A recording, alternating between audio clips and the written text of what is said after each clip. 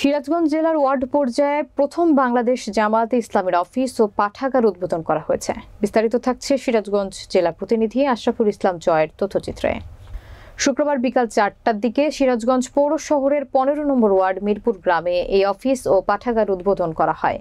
Office উদ্বোধনী অনুষ্ঠানে 15 word Mirpur গ্রামের বাংলাদেশ জামায়াতে ইসলামের সভাপতি তাহসিন আবরার সভাপতিত্বে ও সাধারণ সম্পাদক বাবুল হোসেনের সঞ্চালনায় প্রধান অতিথি হিসেবে উপস্থিত ছিলেন বাংলাদেশ জামায়াতে ইসলামের শহর শাখার আমির অধ্যাপক আব্দুল লতিফ।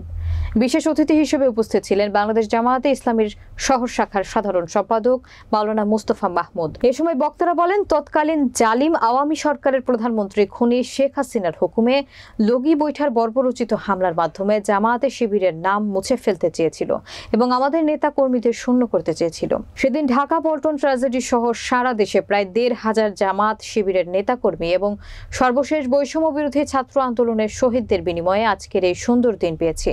আগামীতে আর কোনো অপশক্তি যেন এরকম তাণ্ডব না চালাতে পারে, সেই জন্য আমাদের অতন্ত্র প্রহরী হিসেবে ভূমিকা পালন করতে হবে। সুন্দর এই বাংলাদেশকে এগিয়ে নিতে সবাইকে ঐক্যবদ্ধ থাকার আহ্বান জানান বক্তারা। বক্তব্য শেষে দেশের সকল শহীদদের স্মরণে বিশেষ মোনাজাত অনুষ্ঠিত হয়।